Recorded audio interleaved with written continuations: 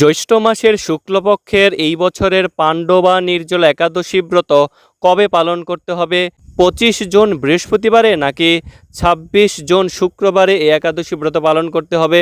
তো যে সকল স্থানে 25 জুন বৃহস্পতিবারে একাদশী ব্রত পালন করতে হবে সেই সকল স্থানগুলো হচ্ছে ভারতের মুম্বাই, পুনে সহ মহারাষ্ট্রে, চেন্নাই সহ তামিলনাড়ুতে, হরিয়ানা, রাজস্থান, গুজরাট, মধ্যপ্রদেশ, হায়দ্রাবাদ সহ তেলেঙ্গানাতে, গোয়া, বেঙ্গালুরু সহ কর্ণাটকে, কেরালা, শ্রীলঙ্কা, মালদ্বীপ, পাকিস্তান, ফিলিপাইন, তাইওয়ান, জাপান, দক্ষিণ কোরিয়া, মঙ্গোলিয়া, চীন, অস্ট্রেলিয়া, নিউজিল্যান্ড, দুবাই সহ আরব আমিরাতে, সৌদি আরব, বাহরাইন, কুয়েত, কাতার, ওমানে। এছাড়াও জর্ডান সহ মধ্যপ্রাচ্যের সকল দেশে, যুক্তরাজ্য, ফ্রান্স, ইতালি, জার্মানি, স্পেন সহ ইউরোপের সকল দেশে, নাইজেরিয়া, মিশর, লিবিয়া সহ আফ্রিকার সকল দেশে, America, Canada, Mexico, Brazil, Argentina, Chile, Peru সহ উত্তর আমেরিকা ও দক্ষিণ আমেরিকা মহাদেশের সকল দেশেই 25 জুন একাদশী ব্রত।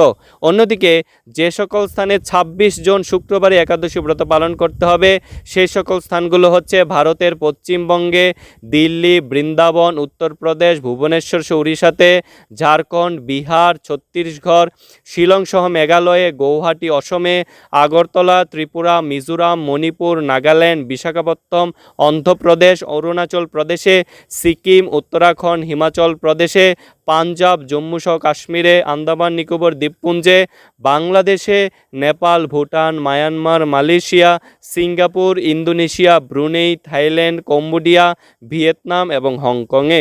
তো পাণ্ডবা নির্জল একাদশী ব্রতের সারা বিশ্বের পরদিন পালনের সময়সূচি ভিডিওটির শেষে বিস্তারিতভাবে দেওয়া হয়েছে। এখন আমরা পাণ্ডবা নির্জল একাদশী ব্রত মাহাত্ম্যকথা সম্পর্কে আলোচনা করব। জ্যৈষ্ঠ শুক্লপক্ষের এই নির্জল একাদশী ব্রত সম্পর্কে ব্রহ্মবৈবর্ত পুরাণে শ্রী ভীমসেন ব্যাস সংবাদে বর্ণিত হয়েছে। মহারাজ যুধিষ্ঠির বললেন, হে জনার্দন, আমি অপর একাদশীর সমস্ত মাহাত্ম্য শ্রবণ করলাম।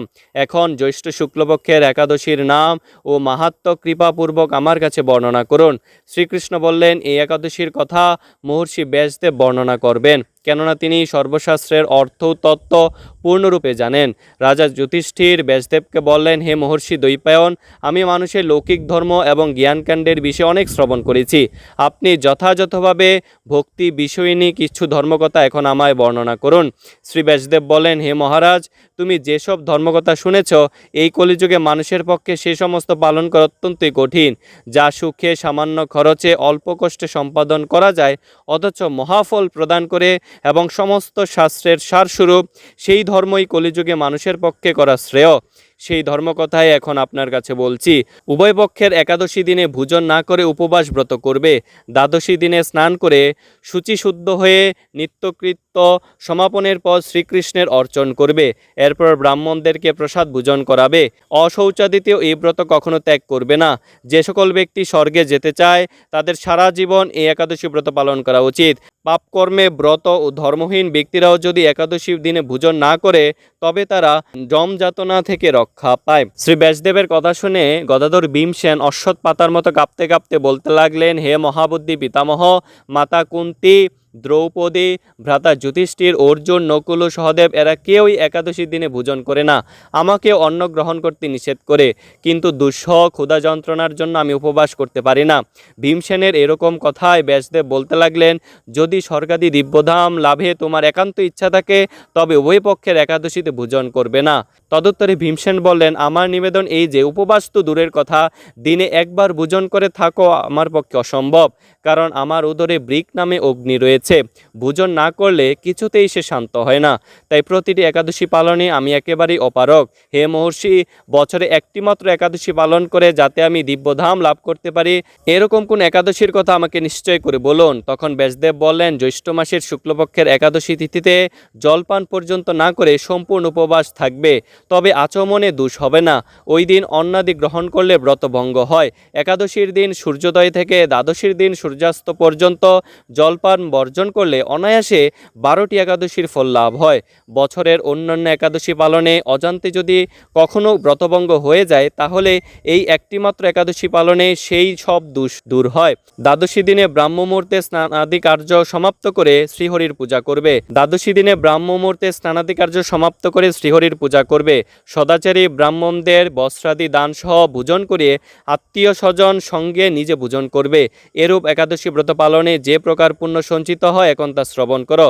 সারা বছরের সমস্ত একাদশীর ফলই এই একটিমাত্র ব্রত উপবাসে লাভ করা যায়। শঙ্খচক্র গদা পদ্মধারী ভগবান শ্রীকৃষ্ণ আমাকে বলেছেন, বৈদিক ও লৌকিক সমস্ত ধর্ম পরিত্যাগ করে যারা একমাত্র আমার শরণাপন্ন হয়ে এই নির্জল একাদশী ব্রত পালন করে তারা সর্বপাপ থেকে মুক্ত হয়।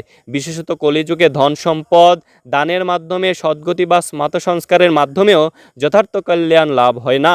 কলিযুগে দ্রব্য শুদ্ধি নেই, কলিতে শাস্ত্রোক্ত সংস্কার বিশুদ্ধ হয় না, তাই বৈদিক ধর্ম কখনো সুসম্পন্ন হতে পারে না।